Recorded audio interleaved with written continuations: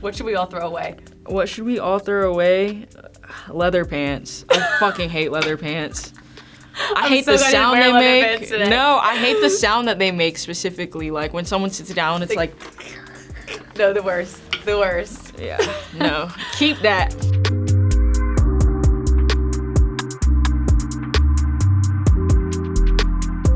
What's up, friends? It's your girl, Emily Curl, back here at our iHeartRadio studios in New York City. And today we're joined by artist Sailorr. Can we show some love for Sailorr in our studios in New York?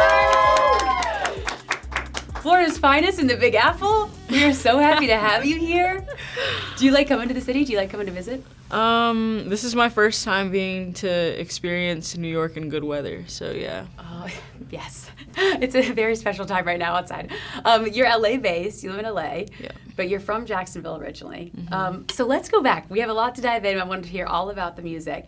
But tell me about what it was like growing up in Jacksonville and the music scene down there. Jacksonville, landmass-wise, is really big, but the actual population is very small, so everybody knows each other. And I was very lucky to have somewhat of a community there when it came to music, at least. I don't know, like a lot of my friends, they were all making beats, and I think that's how I pretty much was able to segue into it pretty easily. Yeah, growing up in Florida, it's kind of lawless. I mean, it's super conservative, so I feel like as an Asian American, when you're growing up there, you're just kind of like, I don't know where I fit in, but I was just very lucky to have like a cool community there. Yeah. Tell me about your high school years. What were you like in high school? I was a fire student, but I smoked a lot of weed and I skipped school a lot.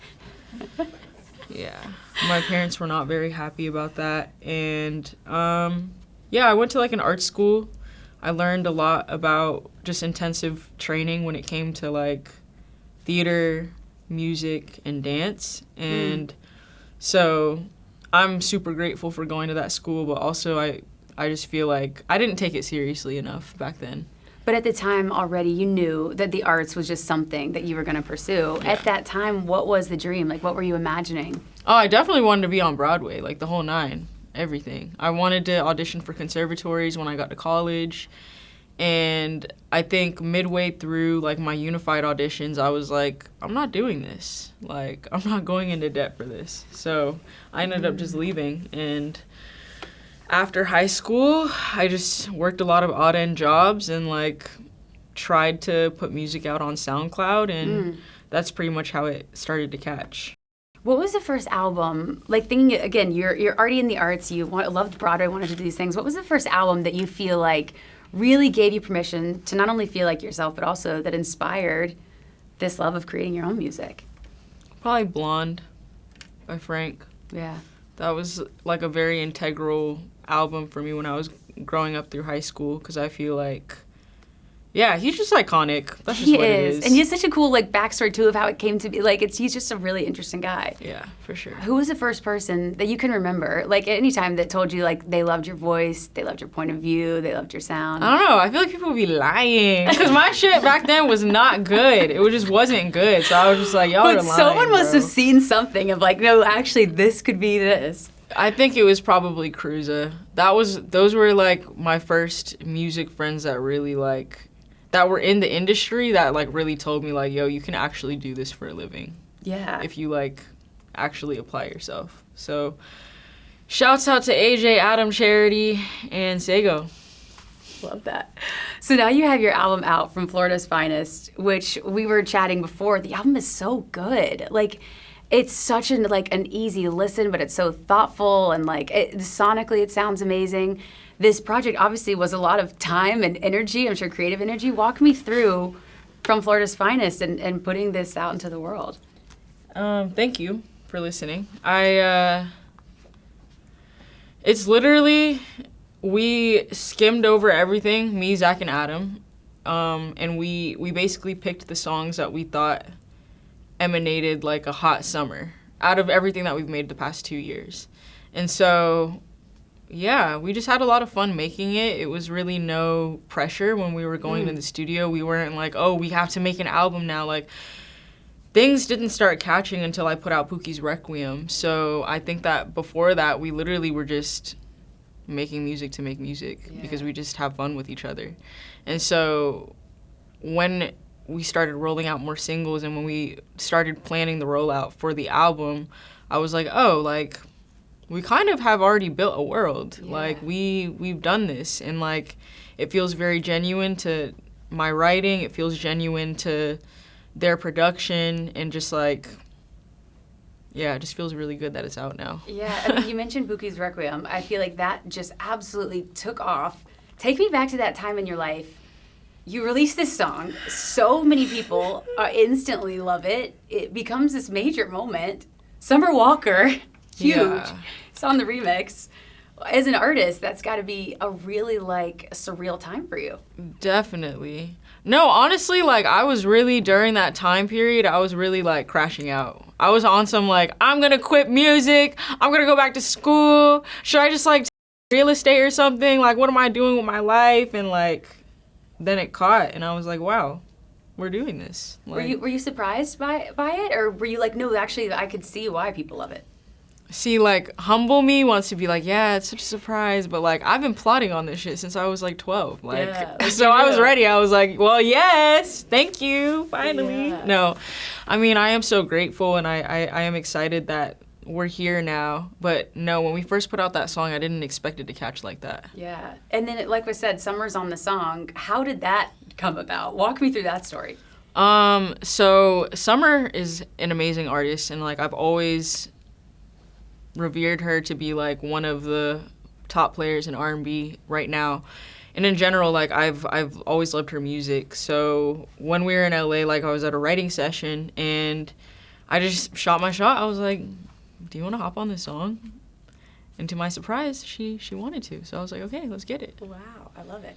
I mean, you mentioned some of your, iconic, musicians in R&B now. What about, like, what were some of the first, like, R&B records that you loved? I think the first, like, album that I used to run to the ground was Lauryn Hill's MTV Unplugged set.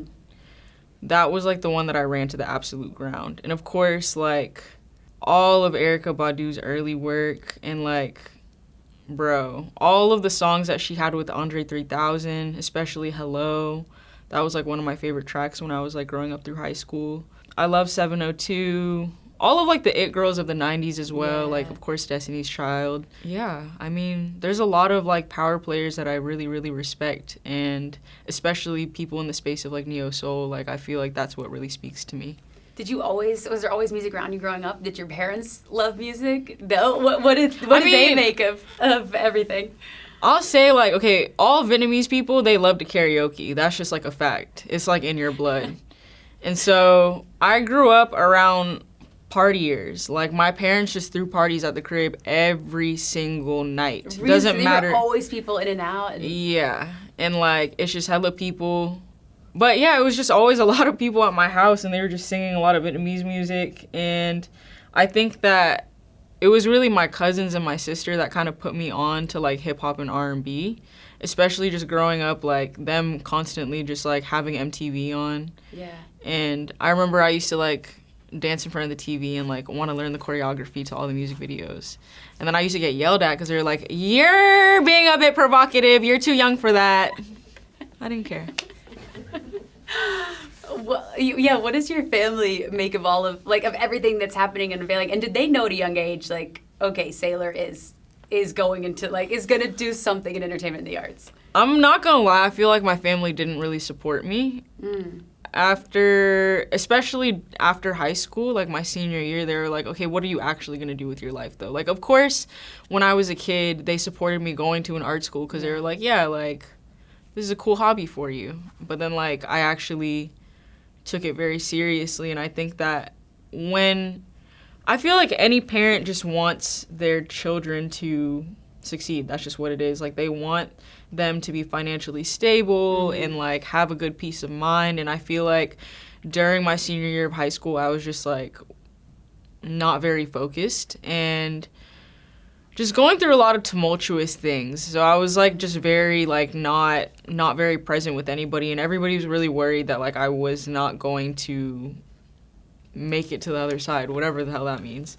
And so I think that in general, like, my parents were very much so like, yo, you need to go back to school, or like, you need to go work at the salon, you need to go figure something out with your life, because like, this isn't it. And so I don't know, I feel like now they're definitely like, oh, cool, like, you're doing something. Yeah. Nice. Was there a turning point for you? Like, was there a conversation had, or it just was like a slow evolution? I didn't tell anybody in my family about anything until my siblings were basically like, hey, by the way, Kayla's like, oh, Sailor's like kind of doing it. And then they like showed my parents my videos, and like when Pookie's Requiem hit Billboard, they were like, yeah, like, she's doing the thing. Happening. And then my dad called me and was like, I'm so proud of you. And I was like, I've waited 26 years of my life to hear that. Aww, that had to be an emotional moment for you. I guess. I'm also at a point to where, like, I went through a lot in my life to, like, not need that validation anymore. Oh, wow. Because I feel like I spent a lot of my time seeking that, and then, like, having to unlearn a lot of things about being, like, a people pleaser and, like, constantly trying to just seek that validation externally. And so, like, I think maybe last year was finally, like, that breaking point where I was just like, I kind of don't care. Like, as much as I love my family and I'm very appreciative of everything that they've had to sacrifice in order for us to be in this country and, like, things like that, I'm also just like, I got it. Yeah. It's in me, not on me. That's a freeing place to be, especially as an artist. Yeah, it's cool. Okay, so for our fans who don't know, I know you've told this story before, but tell us about the name Sailorr. Sailorr. I used to go by Sailor Goon when I was a DJ, and it was like a play on Sailor Moon. I don't know, I thought I was so hard. I was like, wow, I'm like so clever, y'all. Like, did y'all even catch that? Like, yes, duh. But I think that, like, as a double meaning, the way that, like, my people came over here from Vietnam, like, after the war and stuff, was by boat. So I'm like, I'm Sailorr. Yeah, yeah. I also have to talk to you about your style. You have such a distinct style. I was telling you before, I couldn't wait to see what you're going to wear. How did you go craft that? Like, when did that first, like, you know, start where you started, like, crafting the energy, the vision? Thank you. I feel like I've always loved thrifting. That's just been my thing. I feel like, I'm not going to blow up my spot in Jacksonville, but there's this really good-ass thrift store off Emerson. And if you live in that city, you know, like, that's where you go for the grails. And I don't know, I've just always really loved clothes, and I feel like this year was kind of like when it hit me, I was like, yo, like, my frontal cortex is developed now, like, I need to actually get essentials and things that I will wear for 10 years. Yeah. Because I feel like before it was always, like, not so much like me shopping fast fashion, but just more so like, oh, like, or keeping up with the trends almost. Yeah. It's like, what do I want? Yeah. Instead of investing in long-term pieces. Yeah. Yeah. And so now I'm, like, trying to build up my closet a bit more to where it's like things that I know that I'll wear for a really long time. Yeah. We also have to talk about your distinct blackened grills. Tell us the significance of this. Women in Vietnam, way back when, they used to dye their teeth black because it was viewed as like a sign of beauty, maturity, and wealth. And of course, like, anytime I want to flex, I don't have like fucking crazy ass spreads that I can put across my arm or like chains or anything, but this is me flexing. So, yeah. I saw you said that now your jeweler said everyone calls them, and that's what they want. No, literally, I was like, but do you understand the meaning? Yeah. If you understand the meaning, then go ahead. But I feel like, I don't know, it's cool. I'm not the first person to wear black grills. Like, Suki and Molly, they both wear black grills, and I think it's really beautiful on them, and I think that it's really cool because they're also half Asian. So, yeah. I was going to ask, how much does your, like, Vietnamese heritage play into the music that you create? I don't, like, inherently, like, I'm not like, oh, so Vietnamese, like, we have to put this in here. Like, no, like, I genuinely just feel like a lot of the traditional customs that people in Vietnam do, like, I will try and spin into my own version. So, like, for example, for the Genius performance of Cut Up on open mic, I wanted to wear an ao dai because I feel like normally women that wear that dress are only really being celebrated because they're either getting married or they're having a baby. Oh, wow. And, like, I feel like I wanted to wear the dress, one, because it makes me feel really feminine and beautiful, but also because I want to be celebrated for something more than just motherhood or marriage. Yeah. And so at the time, I was like, yeah, like, I'm celebrating myself, so I'm going to wear this dress. Yeah. So in general, like, I feel like, yes, a lot of traditional Vietnamese things will bleed into my art, but it's not, like, a conscious thing where I'm like, oh, like, I'm an Asian American artist and we're going to represent, like, yes, I think it is really beautiful. I love my people. I love where I come from. But I also think that, like, I try and be very intentional about how I bring that into my world. Yeah, and you can tell. Yeah, it's really special. I want to know your, like, style opinion for this summer. What do you think, what is something that you're obsessed with, a trend that you're obsessed with, and something that you never want to see again? You never want it to come back. I love tabbies, any sort of tabby shoe. Yes. I don't know if they can see. Can we get a close-up of the shoe? We need it. I feel like I need to go this way. Nick's got it. I love a little toe slit. I can store credit cards in there. I don't know.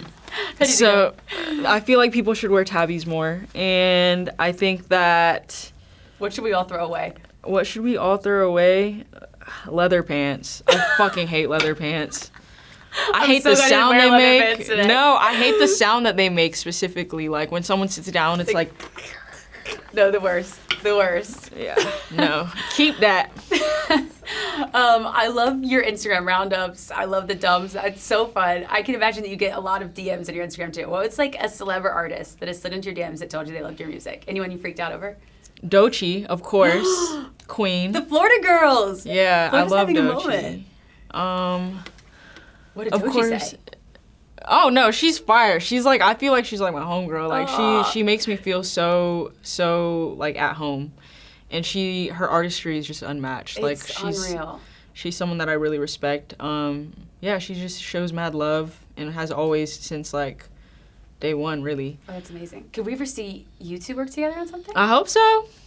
I don't know. She's so booked and busy. I'm like, hello, what's good? No, we will eventually. Yeah. Doja, of course. Yep. I want to see you and SZA. Oh, definitely. I would love that. But again, she's booked and busy. She's on Grand National Tour right now. I don't know what's going on with her. She's busy. So. Well, speaking of tours, yours was just announced today, which is huge. Congratulations. It's a big moment. How does it feel for you to know so many fans are excited to come out and see the show? And what are you dreaming up for that stage? I'm scared. Are you? No, you're not. I'm not scared in a sense that, like, oh my God, like, I don't want to go on tour. Like, I'm very excited to perform these songs because that's really the only time that you get to, like, see how the music connects with people. Oh, yeah. And so I'm excited to see that. And, of course, like, it's my dream to be able to bring things onto the stage. So I'm excited to go into rehearsals and figure out the logistics of, like, what I want that to look like.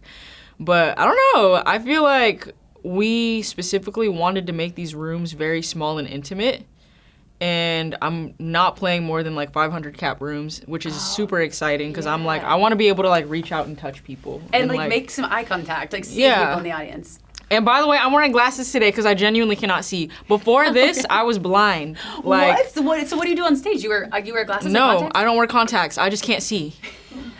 No, I'm telling you, I've been... Wait, so you don't wear the glasses either? You just go on stage? No, I've been raw dogging this shit, like, for the past year. What? So during my H&M performance, I could not see shit. Everybody's like, Sailorr! And I'm like, I love you. I don't know who you are, but I fuck with you. Like, so this is like new. If you meet people, it's hard for you to remember. You're like, have we met before? Like, your face is a blur. If you did not come up to me, at least up to here, I don't know them. No. That's just what it is. So I will make sure I have glasses during this tour so I can see everybody's face. Wow. Okay, I love the sacrifices you make for your fans. I love that. Okay, so let me ask you this. If you weren't doing music and you hadn't made it this far, what do you think you'd be doing right now? Selling drugs. I don't know. Something. Maybe I would be an astrophysicist. Maybe I would go invent like the next nanoparticle that like delivers information out of thin air. I don't know. I feel like you thought about that. No, that was literally off the dome. I did not think about that before. Before I was just bartending and like doing nails. Again, like just doing a bunch of odd end jobs and just like hustling and trying to make money. And like, I'm very, very, very thankful that like I'm here now and able to just wake up and do what I love with the people that I love. Sailorr, we're so excited for you. Thank you for your time, for coming in. Can we give it up one more time for Sailorr in our studio? We love you. Thanks so much for watching. Did you like that video? You can check out more over here, and don't forget to subscribe to iHeart right here. And if you're already a longtime fan, make sure you ring the bell down below so you don't miss a single video. See you next time.